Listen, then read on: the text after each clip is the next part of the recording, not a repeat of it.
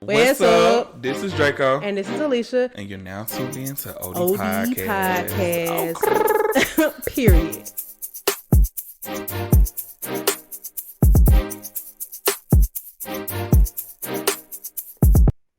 Yeah. All right. Ooh, did you hear that? Yeah. It's never that you didn't have it. You just didn't keep going. I know, but sometimes you shock yourself when the note hit right. And you be like, hold on now. Think about it is when you keep going all the time, you'll get the note right and then boom, now you're a singer. So you saying I can be Beyonce? Now hold on. I ain't say B. You could probably give like an LMA. Cheers, Mike. Okay. Beans and toast. I'm just the thing about it is you couldn't be no famous. I don't think you could be no famous singer though. You would definitely get canceled. Oh, I would definitely get canceled. That's why I don't want to be famous for real. On God, the real reason is I will not shield anything I say. That's a fact. Let me say two things before we get into this. Let's go. I'm here. We can get into it in shop talk, but it's about Boosie and it's about Flame Monroe, who is I don't know if they are a trans or a drag queen. They are because they say that they are he, she, we. But anyway, I'm gonna just say they because I don't want to misgender. But he called himself a daddy though. He's a okay. I don't even know. I think that You know who that is though? Yeah, y'all don't mean you don't mean no harm. I mean, it's obvious. And the way he carries on is he don't care, like he just doesn't care. Okay, so but these days you got to generalize, even though that's the wrong thing to do. So let's get into it. First things first, let's get into Black Business of the Week. All right, y'all. So this young lady, I actually used to work with her when I was in college, and she, out of all the people that I worked with, so the place that I worked, it attracted a lot of like low quality talent. I'm just gonna be honest. The pay was minimum wage. It was giving scammers, stealing from the register type stuff, right? But this young lady was one of the ones who actually, used to work hard. She was super cool. She was a single mother. She handled her business. Like you ever got some hood friends that like they really about their business. They hood, but they about their business. Okay, this particular young lady is that. Now I always tell her all the time, like I really be loving to see her progress and stuff like that, because she been through a lot. Like her boyfriend of several years was killed. It just was she been through a lot. Her I don't want to be telling too much of her business, but she does post like her daughter's dad is in prison, and so she handle her business though for real. Yeah. Anyway, her name is Yetta, and she specializes in the slick ponytail area. You see this girl, you see this girl who have like these slick back ponytails with the buns and all that. Yes. She does a really good job. Now I will say she was trained by Crystal, who we went to school with. So Crystal be killing the ponytails too. So we can make this a 2-in-1. But I just want to shine some light on Yetta just because she's kind of new to it. Crystal been doing hair for a long time, and she did my hair in high school. Period. But y'all can check out her Instagram. It's _ By Yetta, HAIRBYYETTA. But she does a great job. I'm like, dang, Crystal, maybe I need to take a class. Yeah. It's so fun that you said people that be hood, but they be about their business. I talk about this all the time because even now, just seeing people who just stand true to themselves and just kind of form and be nobody else, but they still getting shit done at a high level. Not even, it ain't got to be a high level, it could be a show level, but I just like to see people actually utilizing their time to do some good stuff, but they still being themselves. Yeah, they still, now it'd be a gift and a curse to me sometimes because I have lost some really good people because they were still caught up in like hood stuff, but I get it. It's like, it's just it's not that you want to be like down, but it's just your environment. Yeah, and that's just what you got to work with. Yeah. So that's no shade to nobody. I'm just saying she just is like I got a lot of hood friends, and a lot of them handle their business, but a lot of them is not. But when I met this young lady, when I met this girl, like when I could tell she was about her business, and I always like even her daughter's a smart young lady. She doing a great job. So I just want to shout her out. Y'all get you some. I always be like, well, because them slip ponytails, I'll be like, dang, where I'm gonna wear it to? That's a hairstyle. You need to be outside for at least 3 days. Because it might not last more. Mess around with my hair, it ain't gonna last past going into that hot car. But if y'all need a slick hairstyle, holla at you, maybe you got a wedding or something, or a birthday party, or a parking lot concert. Who knows? But shop with your girl, Hair by Yetta. You will not be disappointed. She really is good people. So, all right, I'll link the information in the episode notes, and let's move into talking of the shop. All right. Oh my God. So like I was saying earlier, if I ever really do become famous, I think that I may be canceled, and it won't be because of what I tweet, because I have scrubbed everything I deleted my old Twitter, which would have definitely got me canceled, arrested, and Oh my God. charged. Yeah. But I sometimes I just say things that are funny, but people don't take it as a joke. And I get it, I respect that. But I don't gauge it off of that. Sometimes I can, but when I'm on the road keep rolling. So anyway, Boosie been in the he was on the Breakfast Club recently, and they were hounding his behind, as they should, about some of his problematic thoughts. And when I say as they should, I mean just because they were asking the questions that people wanted to ask, but he was responding to them in a way that he was, to me, Boosie was really being himself, and not saying that's good or bad, but I feel like when he go to these other platforms, the way they talk to him is not a way to, like, I can't really explain. Like, an artist can go on a media run and the interview will be completely different no matter what platform they go to. But the Breakfast Club, they are known to not really care. They're gonna ask you whatever's on their mind. But I will say, out of all the problematic things that have happened on the Breakfast Club, I will say I really admired the way they handled this Boosie interview. Like, they really was making the points that people have been trying to make, blah, blah, blah, and asking for his opinion. But what we have gathered is that Boosie is going to stick beside his opinions. And you know what? That ain't got that. I can't have no problem with it. You can be how you going to be. But, at least he stayed down. That's all I can say. Yeah. And that interview was so crazy. It was so up and down because the man is funny. But then he'll say something to make me mad. Because I'm not going to just act like I'm not human, and I don't laugh at some things that he says, but sometimes, a lot of times when he does say things, I'm just like, it's almost impossible not to laugh. Like the whole interview, I would laugh, be mad. But I'm like, you know what? I know we're in an era where everybody wants to make everybody believe what they believe.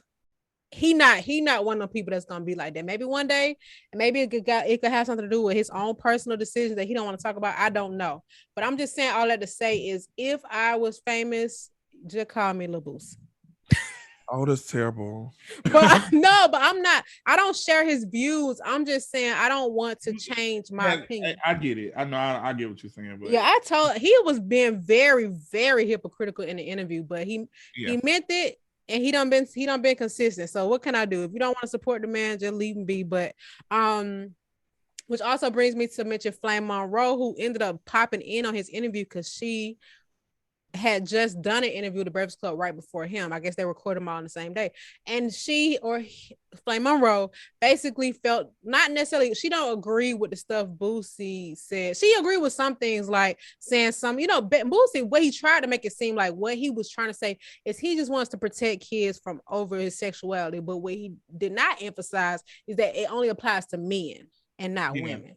Yeah. But Flame Monroe was like, yes, I agree. But she I keep getting caught up on this gender part. So basically she was like, yeah, I agree. Sex should not be like introduced to our kids so heavily. But she also said that she is biased towards her son versus her daughter. Like, she will be more flexible with her son acting a certain way than her daughter, which I don't think is okay. But at the same time, if you want to take an opportunity and educate somebody on something, like maybe show them your perspective, that's all you can do. And if they don't agree or don't want to switch, I mean, it's nothing you can do about it. It sucks when you really are passionate about something and you don't feel like somebody can see your perspective, but you cannot force them to feel the way you feel. It just is what it is. It's just like religion.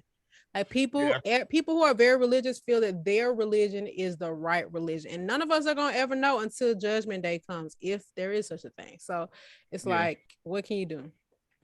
That's true. I mean, I know on those type of subjects, I'm definitely very passionate about it. I think it's because I'm at a point in my life where I'm comfortable enough to share with my family. Because even though I definitely came out of the closet years ago, I still never discuss certain things with my family or around my family.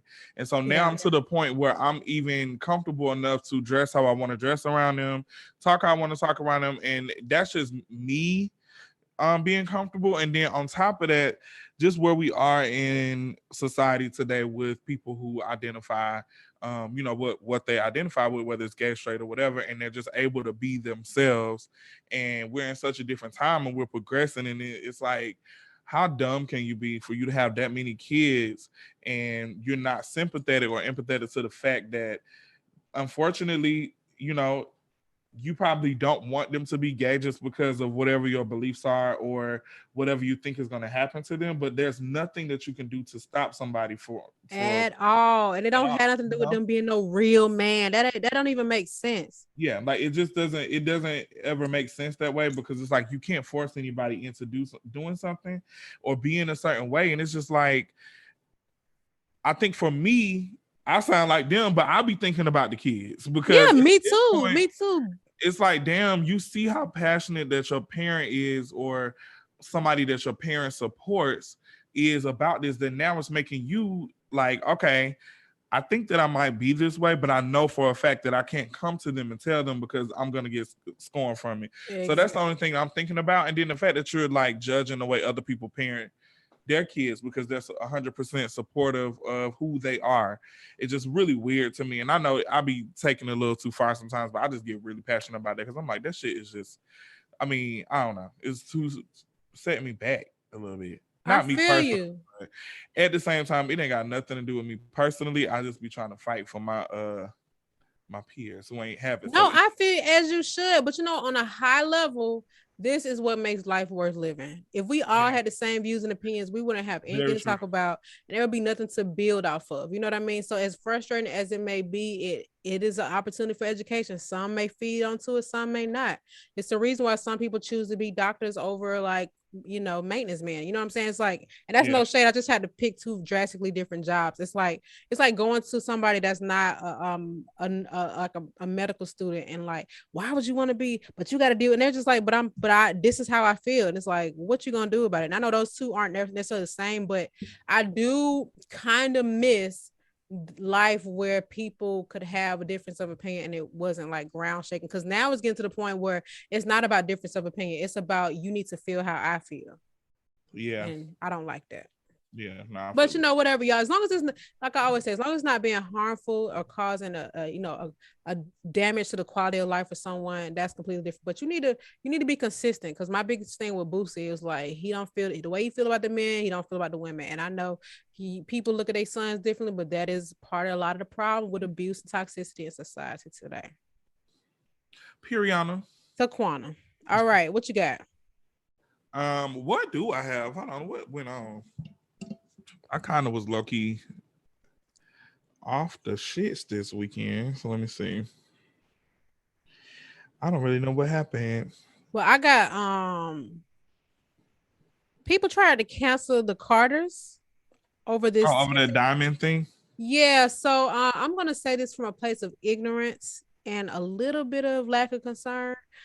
So basically, long story short, people were mad that Jay-Z and Beyonce did a partnership with Tiffany's, a white diamond supplier who had a history of selling blood diamonds, right? And on top of that, one of the diamonds, or the diamond that Beyonce wore, number one, she was the fourth woman to ever wear it, first black person to ever wear it, and this diamond dates back to the 1800s. Okay, now if you know anything about the blood diamonds or Sierra Leone, you know that there is a very, very, very violent history with the way that diamonds are gathered and sold. Now, since the discovery or exposure of this industry, people have claimed, or companies have claimed, to have more practical, safe, and ethical solutions for selling diamonds.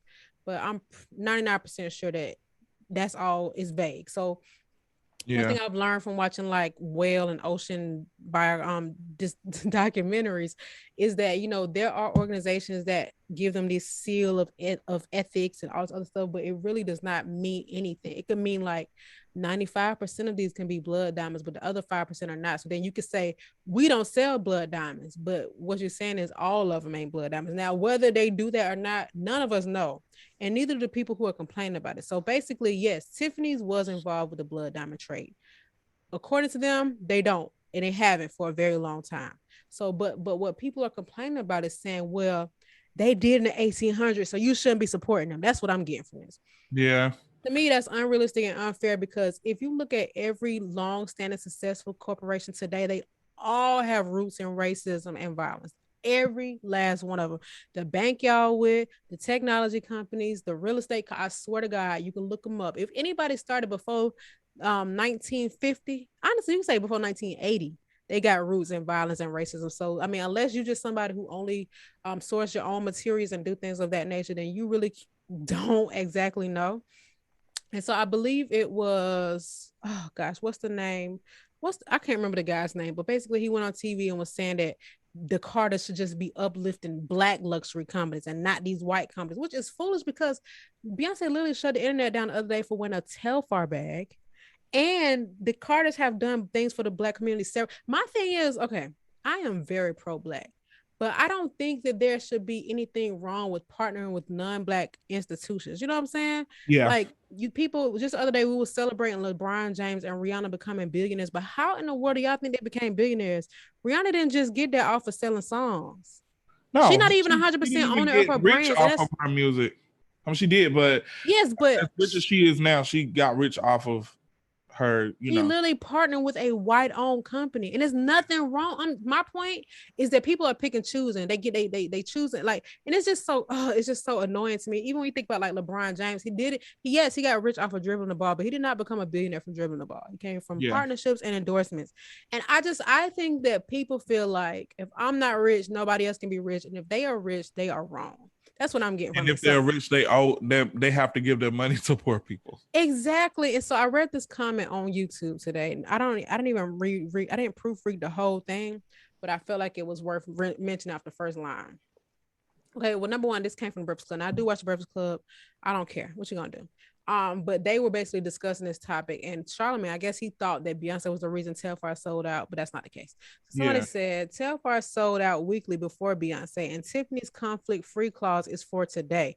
I'm sure that hadn't existed in the 1800s when the diamond was taken from South Africa, but the pictures look good, and adding the painting was a great touch. So speaking of painting, people were also upset. That's what I was gonna add. About I was gonna make that the point about the You go ahead. painting. Go ahead. No, so I follow this page on Instagram called Diet Prada, and I think I brought this up before. So it just shows different fashion brands that may have stolen certain concepts from people, but they have like 2.8 million followers. So of course they brought up the Basquiat painting in the photo because for months, well, I would say for a long time now, people have been um a little frustrated with people using Basquiat's art in a lot of different clothing brands. So they just had something recently with Coach. They had like Mm-hmm. Coach bags with Prada. I mean, with Basquiat on there, and people are basically saying like, "Oh, um, that's just so disrespectful. Y'all are really diminishing his art and blah blah blah." And I'm like, so if they put it, if they did the picture over right and put the Mona Lisa behind them, y'all was still complaining because they weren't using black art. So Exactly. the And moment that they use it, now they're exploiting the artist, and then it was like Basquiat would have never went for this. First of all, y'all don't. That man has been deceased since we was born, since we was kids. this And tweet, then on top of that, this tweet say now everybody is suddenly a Basquiat enthusiast. He wouldn't want this. Did he tell you that via Ouija board? exactly.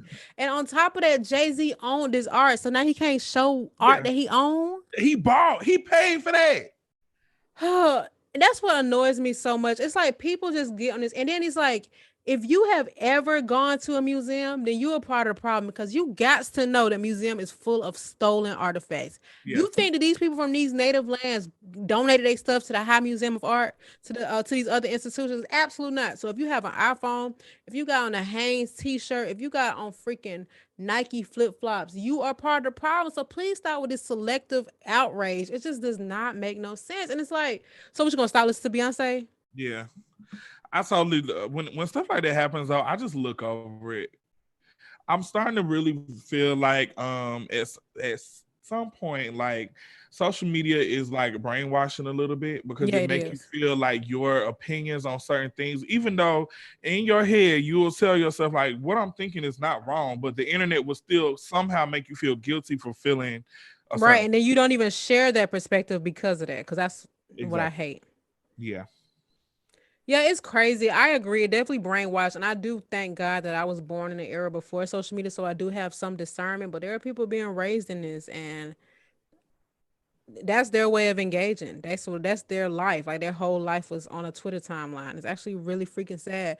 And that's why it's like, why in the world would I want to bring a kid into this? We already gonna barely have clean air in the next 20 years, if that long. Yeah.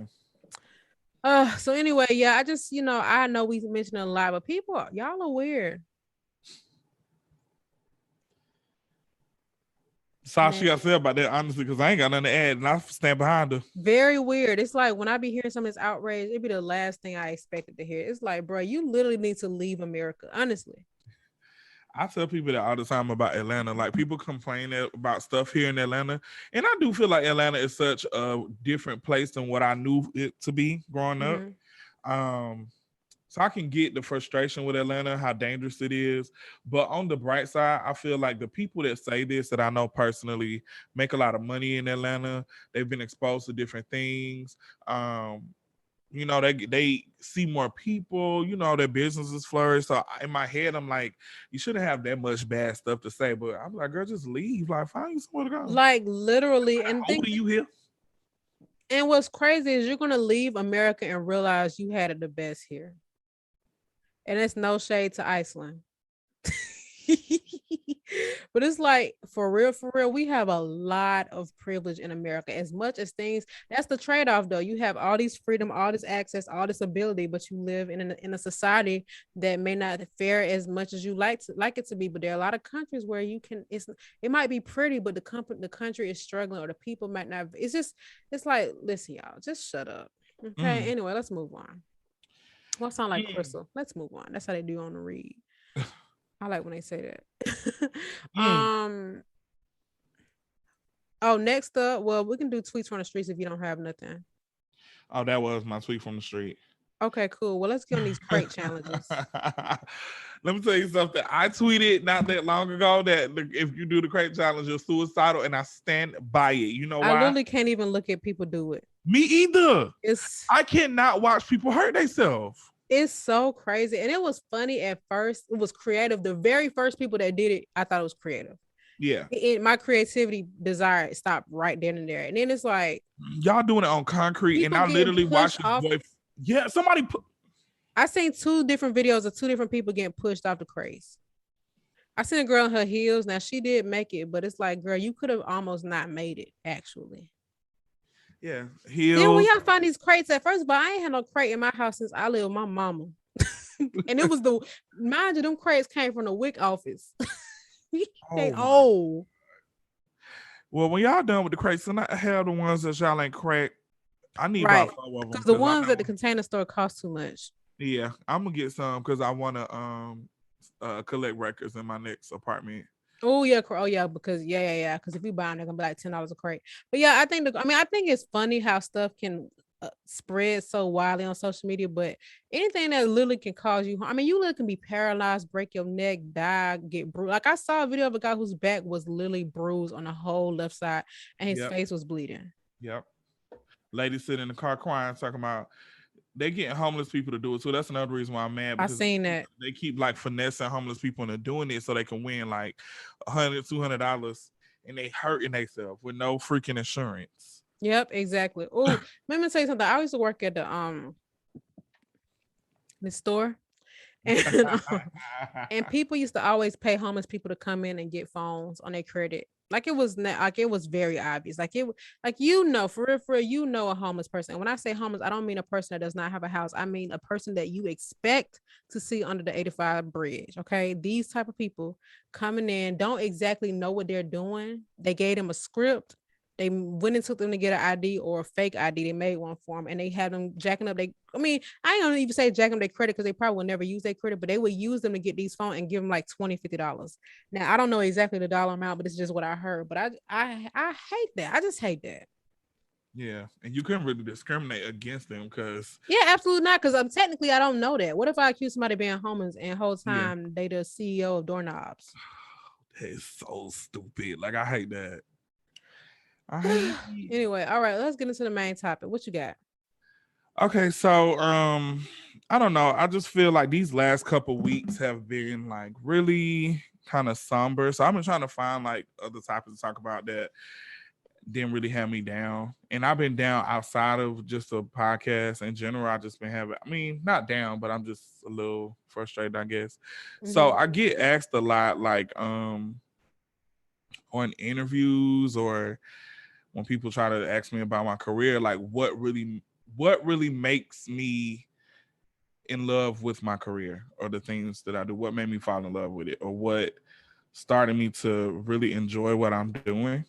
Um, and I don't really know how to answer that. Well, before anyway, I never really knew how to answer it. I would just give a generic answer. But I genuinely was just thinking because I just had a moment. Like I had a moment where I was just kind of like tapping out of what I'm doing just because I'm stressed out about other stuff in my life. So I'm like, I don't even want to do makeup right now, like this week or next week. I'm just chilling. I don't care about no clients. I don't care about this.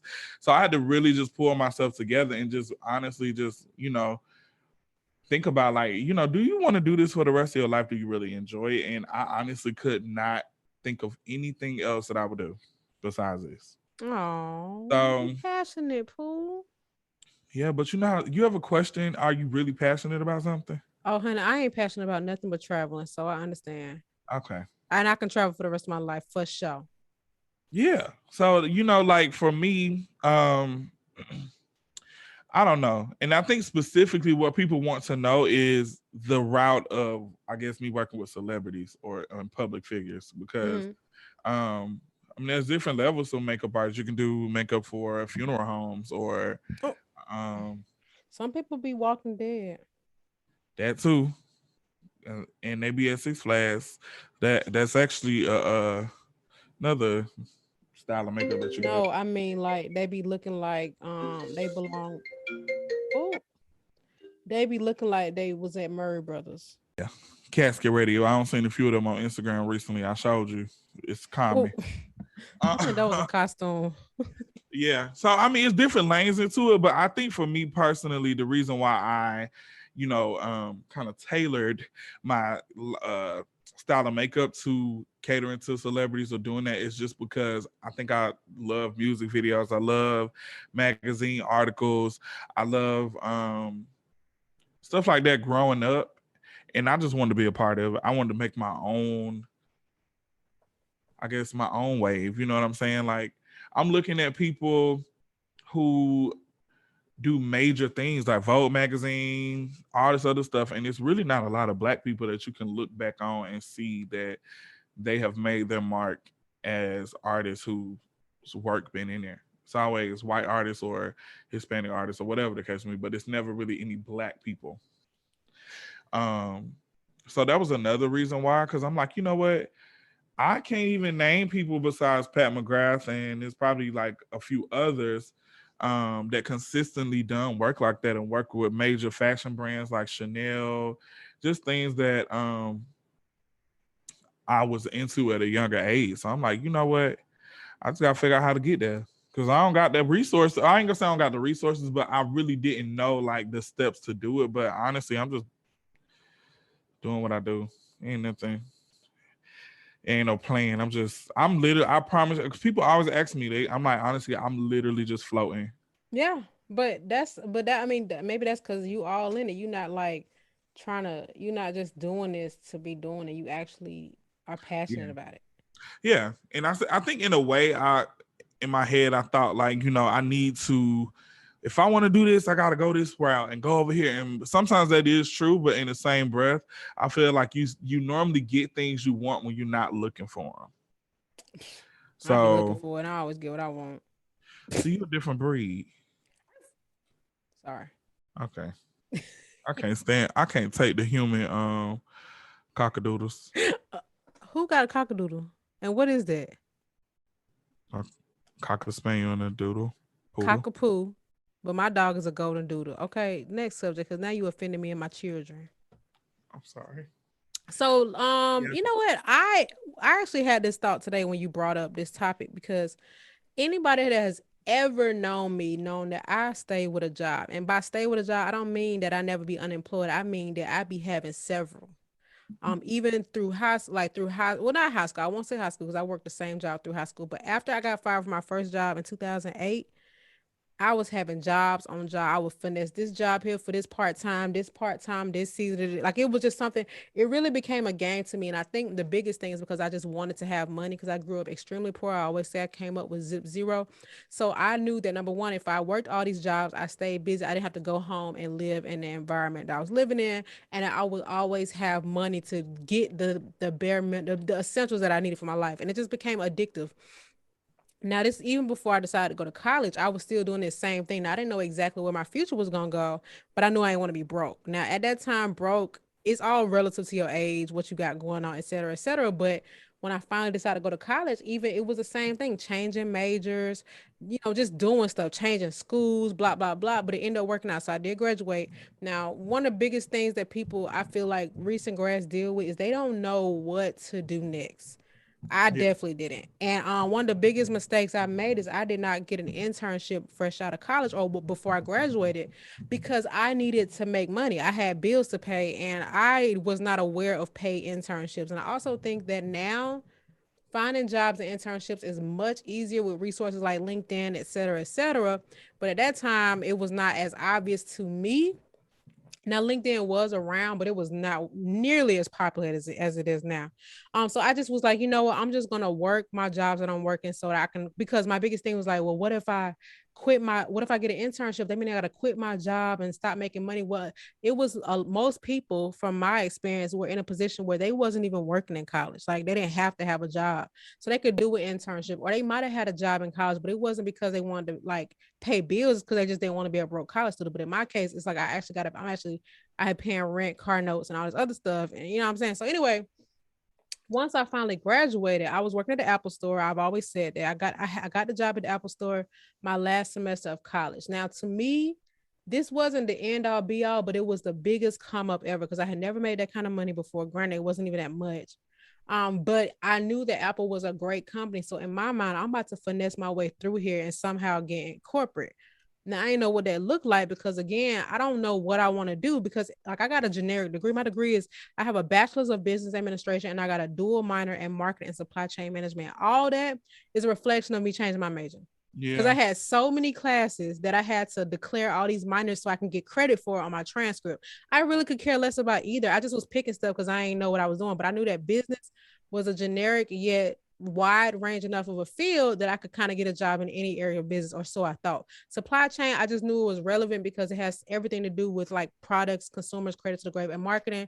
It's just a cool thing to study, but I ain't know nothing about it. So anyway, here I am with this degree, working at this Apple store, and I'm like, bruh, I'm applying for jobs. I don't even know what I'm looking for. I'm looking for marketing jobs, but anybody who's listening to this and they ever try to get a job in marketing, I'm pretty sure you know that most jobs title marketing is really a sales related job or something commission based. And I didn't like sales ever at any point. So and I'm already doing it in retail. So why in the world would I want to do it for a profession? So anyway, I finally managed to get an internship with Apple because I was working there, but it was a little different. So if you work for Apple, they have something called career experiences, which is basically an internship. It's just for existing employees. It is paid. And by paid, I mean like I get paid whatever I get paid in the store. But at this time, this was pre-pandemic. So I actually moved to the corporate office in California and I got a stipend. So it did help me out financially. Anyway, this changed my life for real. Because mind you, I told you I couldn't find it. I had been out of college now 3 years, did not have a single clue what I was going to do or what my future looked like. I legit had no idea. So at that time, I'm just getting promoted within the retail store because I still need to be bringing in more money. And so I get this internship. This is my first taste of corporate America, and my title was program manager. And if anybody who doesn't know, a program manager is like a project manager, except you manage a portfolio of projects. So this is higher than project manager. So this was helpful for me because I was able to see process improvement, changes, and decision making for multiple areas of the business at one of the biggest companies in the world.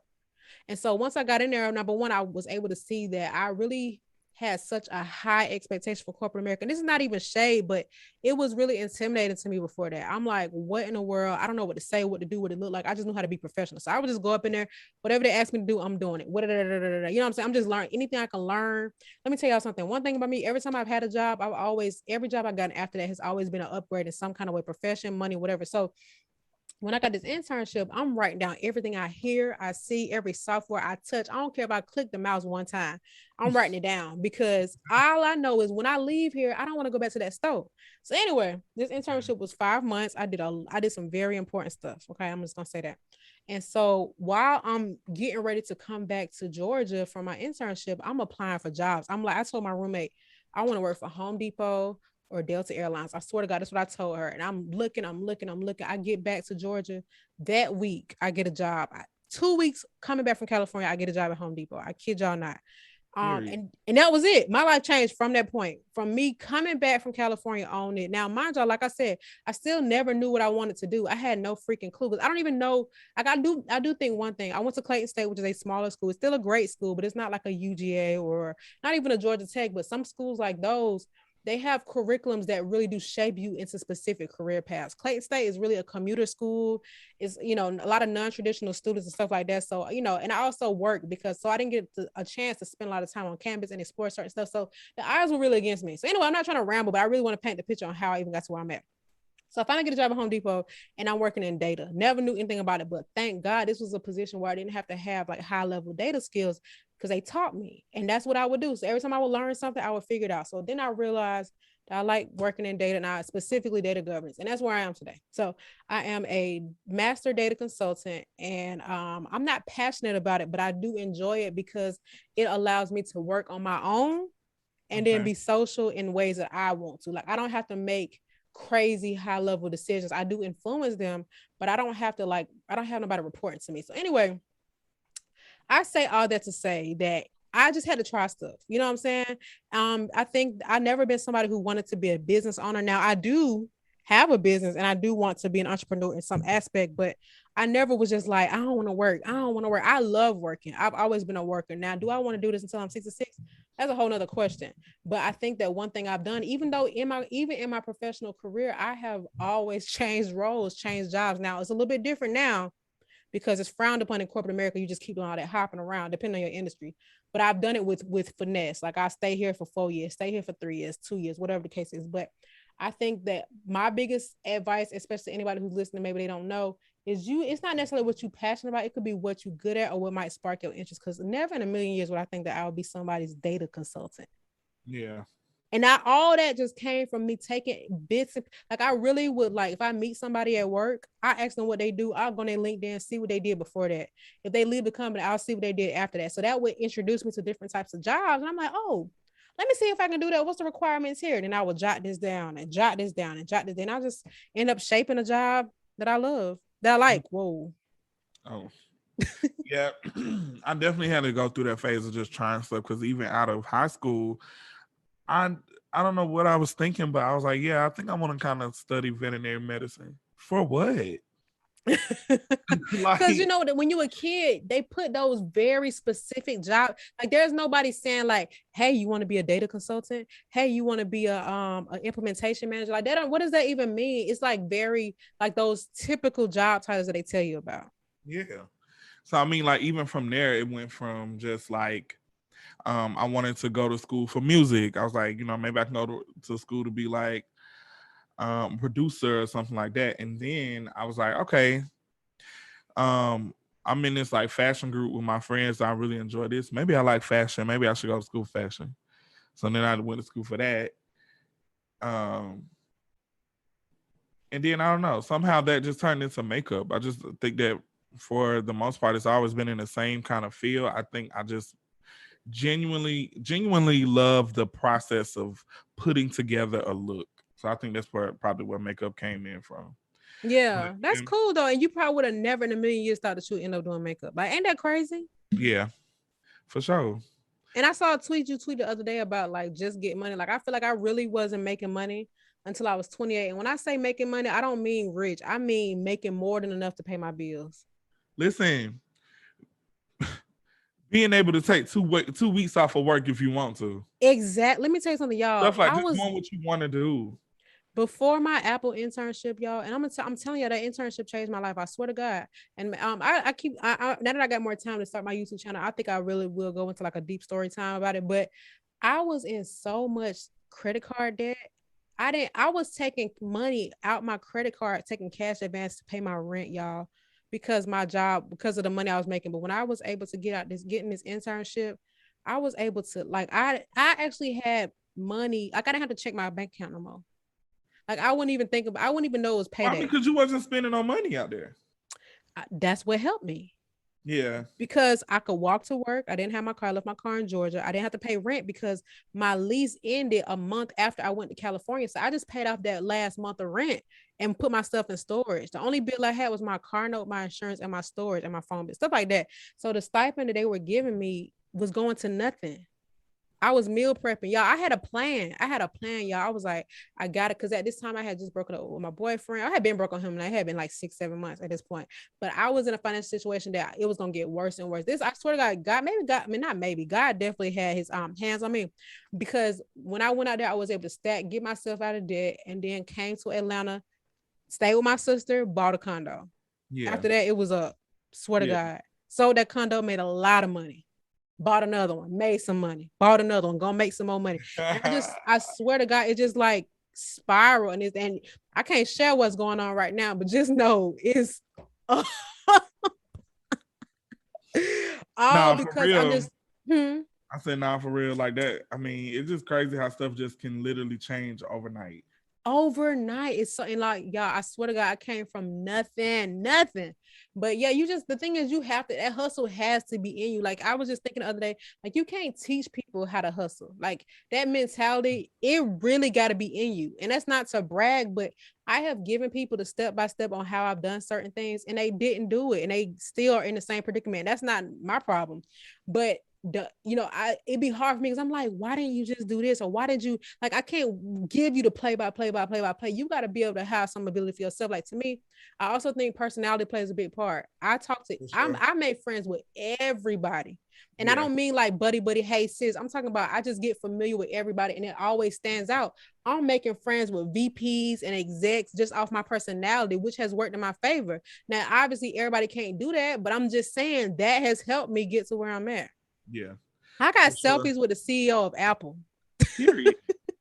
No, seriously, I honestly never thought about that, but honestly, my personality definitely plays a big part because what's crazy is people always point out whenever I start working with somebody, we always get really kind of acquainted with each other. It's not Mm-hmm. really just like a work relationship. And see, people before always told me like, oh, you shouldn't do that with your clients because um it gets messy. The thing about it is, if you're not serious about your business and if you really aren't like genuinely trying to be friends with somebody or just be cool with them in a genuine way instead of, and they feel like, you using them out of something, of course it's going to be a little different for you, but I'm working. So Yeah, I'm, and it can get messy, but you also have to set boundaries. People yeah, respect who demand respect, and not saying that's consistent 100% across the board, but it's some people who have two completely different. It's like me and you could have completely different experiences with one person, and it's all yeah, about how we presented ourselves to them. And some people that want to be work with these celebrities so bad end up becoming pushovers, and they yes, can't get. And I'm just saying this based off of what I've heard you talk about and things that I've seen in general. It's like, well, you didn't even come in here about your business, so of course they're gonna take advantage of you, and now you mad because you didn't speak up or you didn't come off as serious. So people, and that goes for a regular everyday person, even a job. Let me tell you something. It's a good thing to be very resourceful to these companies, but I tell you one thing, you if once you take that job offer, everything you do, you're gonna get paid the same thing. So either you're gonna yeah, overwork or you're gonna make it work. yeah. That's how I feel now because I feel like one thing I will say, I used to like work really hard. And when I say work really hard, I will be carrying 2-3 makeup bags on a train, catch Mm. the bus to the salon I was working at. And I would literally stay at the salon from like 10 in the morning sometimes to midnight. Oh my God. Especially, But oh Jesus, but I can't. First of all, that's traumatizing. But I didn't even think of it as work. I'm enjoying myself. Like I used to be so happy at the end of the night because I would have a pocket full of money. I'm like, damn, like I really worked this like for real. And I was charging like $85, $90 for people to get their makeup done at the time. Yeah, So that's a lot. when I was making money like that, I'm like, damn, I have the But ability to isn't that crazy though? Because money. when you think about when we were younger, we used to work these long shifts. And yes, we would have big checks, but the trade-off was our free time. Like we really, as teenagers, we was working way too much. Like we should not have been working that much as kids. No, for sure. And I think now I'm like, wow. Just comparing myself from back then, I don't work as hard for the most part as I did back then, and I make way more money. And I love that. That's how That's it the be. Let me whole tell you point something. of One it. thing I've learned, the higher up you get, the less work you got to do. That's Yeah, really what it is. for real. Because my jobs that I have, literally all my retail jobs are harder than all the corporate jobs I've ever had. Yeah. Now the stress level is a whole different thing, but I mean, as far as my ability, like I be drained leaving retail. I be angry bringing them issues home with me. I had not slept at computer closed, and I go turn on All American. But it's true. But it's that's all part. I mean, Ooh. I just I think it's, I mean, I want to say it's all part of the circle, the struggle. I don't, but I think that these days, especially thanks to social media, people think that they're supposed to be rich out the gate. Like they think that it's supposed to come easy out the gate. Like they start a business today and they want to have orders out the booty hole for the next Yeah. week, but it does not work that way. And I think that social media has painted that picture. And a lot what we say on here all the time, people will get to know somebody like you or me and think, okay, I'm gonna do the exact same thing, but it's not. That's not how it works. Yeah. And then not to throw no shade, but I'm kind of glad that I started my business $500 trend is gone because I need people to realize You like need drug money. exactly what be going on in real life people. So um They only yeah, slow down because of COVID. Now they never mind. don't spill tea now. Yeah, I mean, I'm not gonna lie. I would for real, y'all. I am a very honest person. I do not cheat people. I do not try to get over on folks. And I feel like that's part of the reason things have worked my way. Now, a lot of people ain't got good intentions, okay? And At I just all. think that it has helped me in my career. Now, I have no idea what I'm going to do in the long run because, truth be told, y'all, I changed career paths with every job because each job exposed me to something else. I'm like, oh, like right now, I'm thinking about getting into cybersecurity. And the reason why is because there is a lot of job security. It's like guaranteed job stability in cybersecurity. But I've also thought about product management, which is like, helping roll out software and build software. Now, all the experience I've ever had qualifies me for both of those fields. And I think that that's why you just got to be intentional with the type of work you take. Because I have some people that are in a boat or have been in a boat where at one point they were just taking jobs to take jobs. And now it's like, well, I want to do something for my lifestyle, my age level, my, what I really want to do. But it's not that simple. Now you kind of got to start from the bottom because of those experiences you had before that. So if y'all take anything from my little story, just listen, be intentional, man. I swear to God, just be intentional. I know it's easier said than done when I say it's not about the money. It is always about the money, because if it's not, then why are you working? But I need people to be realistic with what they have to offer and what people are paying for what you have to offer, because everybody is not getting six figures. Hmm. I'm sorry. Again, 5.5.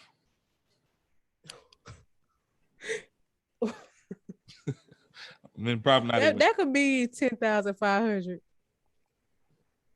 Then it means that. Yeah, this is the thing, y'all. I mean, and I hate to sound like a mom, because ain't it funny how when we were younger and adults was telling us stuff and we didn't want to hear it, then we became older. Now we telling the younger folks stuff and they don't want to hear it. It's a never ending cycle. So Yeah. hopefully it They doesn't fall don't on want to deaf. hear this shit, but it's like, don't say I ain't tell you. I know you're right, and I never forget when people talk. And I always had a good sense of like responsibility, but it is some adults who used to just get on my goddamn nerves. But they was right; they just was getting on my darn nerves. But I just think it's I think that I don't know if I have a calling. You know how people be like, you was made to be a singer, made to be a teacher. I don't know if I have that. I feel like my star quality is in my ability to navigate stuff, like just Yeah. do things with ease. I don't know if that's something that would pay me. Like people always be like I be doing I have done people's resumes and I, do the travel and the blog, and people be like, you can get paid for that, but I legit don't want to do that for a living. I will refund somebody money if they get on my nerves. Oh yeah. I stop my own bag because I don't got time. So I'd rather help my friends here or there than to have, potential clients reaching out to me for a service and they getting on my nerves. Because I will hit control, I'll delete and give your money back. Now you ain't never had no job. Now what? You get what I'm saying? So that's why it's like, let me just stick to what's working for me. and enjoy my life freely, because I don't have no problem with my job now. I don't want to do this for the next several years, but I am very comfortable. Yeah, I feel you. I'm not comfortable. I definitely am. No, comfortable. I don't mean complacent. I just mean like I'm not miserable. Okay. Yeah, I think that's what I meant. Um, yeah, I don't know. I think that this move for me is gonna kind of give me a start over because I think that I've become just very complacent here in Atlanta. I just feel I don't know. I know it's other opportunities, but I feel like they aren't as high as I want it to be. And I think that I always play this safe just because I know this is home.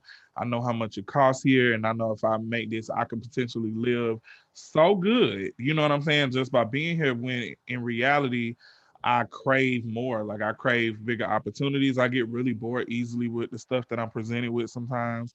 I'm not inspired to do it because I feel like I've done things that have surpassed that, and then at times I feel like I'm only doing things for the money, and for me that just doesn't really feel good. And I just want to get back the feeling of really enjoying what I do and really, um, not that I don't, and I hate to even keep saying that, like I just don't, but I really want to um, just elevate and just get bigger opportunities, work with different types of people, learn new things, and learn more about myself. You know what I'm saying? Like I feel like I'm crowded or clouded here because not necessarily of my circle, like my personal circle, but just Atlanta in general is really, I don't know, because I'm always doing something. And I feel like when I try to step outside the door and do something that's like remotely different or whatever, I just don't, yeah, it Yeah, well, ain't. they say doing the same thing over and over and expecting the same results is insanity. So I get it. I think that's cool. I think about a lot relocating, but I don't even know where that would be and what, you know what I'm saying?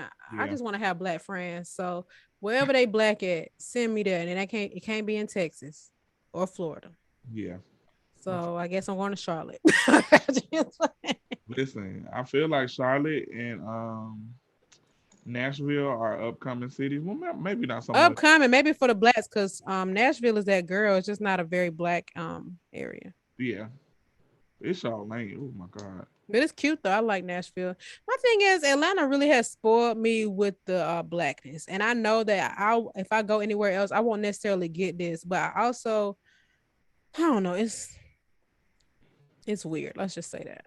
Yeah, they did. That's another reason why I need to break loose because I need to get comfortable in different environments. Because I think when I get put in those environments outside, when I'm outside of Atlanta, I'm always like, I Let me always tell feel you like I something. look out of place or I'm trying to look fake because I'm like, let me not say the wrong thing. But Yeah, no, I feel. See, now that I don't really mind. I just prefer because I have a lot of white friends, white neighbors, white coworkers. But I love my people, and that's just what I want to be. Now, obviously, it's a different type. Now, I don't come a long way, and I ain't trying to go yeah, back. even with I'm gonna change the subject a little bit, but even with black-owned businesses, I think I'm just gonna kind of not necessarily pull away from them completely, but I will say that what I'm gonna do is just I'm gonna spend my money with more established brands until I feel more comfortable with spending my money elsewhere because as of now I've had so many things happen to me via mail. Like one company I probably spent $700 on t-shirts with, and I have not gotten any. Oh no, sir. Where the stuff at? You tell me, you will probably know more than I am. I have. I purchased hats from people, multiple hats, and then they'll only send one when I ordered three. See, no. Oh my God. Yeah. Things won't show up, and then when and I'm pretty fair about it. Like I'm not really with the blasting online unless you really just steal from me. But I even like reach out to them, and they don't respond to their brand's emails, and I have to go to the DM, and then they're like, I had that happen with that one brand, and whole time they actually saw my message, but intentionally didn't reply until my stuff was ready, which is crazy because it's like now I'm wrong if I dispute the charge. yeah. And so I've had even people like try to rush my order because they look at my page. Don't do me like that. They'll look at my, Right. you know Treat what I'm me saying? Like It's so weird. I don't know. But right now I have about $1,200 worth of merchandise that I haven't gotten from Oh my certain brands. God. So I'm just gonna go back to more established brands. You know, I get if it. they black owned, they black owned. If they not, oh well. Yeah, It is well, what it I is. I will be say I try to be really intentional about my black owned business, but I don't shop like you do. For me, it's more so service like doctors and stuff like that. But yeah, even then, I've had poor experiences. Now, don't get me wrong, I don't know if I've ever had a white doctor, really, yeah. actually. It's Um, always been like Indian yeah. or black, but I had two people refer me to the same black doctor, and I had a terrible experience. And then I went back to them to tell them about my experience, and they was like, "Yeah, she do be doing that." Now, why would you suggest her to me?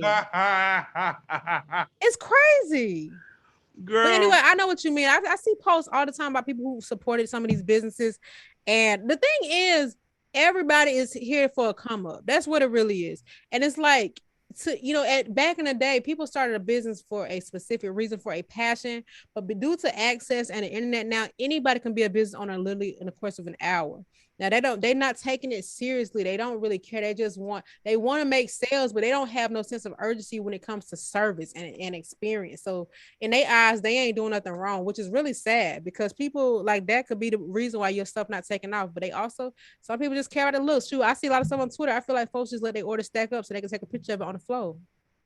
okay, don't do mine because I be having stuff to do.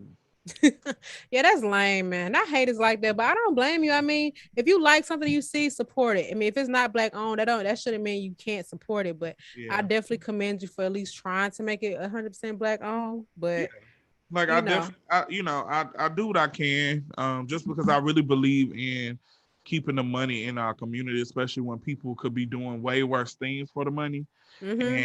And They probably doing both, but yeah, I mean, even still, whatever, because just because they're black, I mean, white people do the same thing. So they do.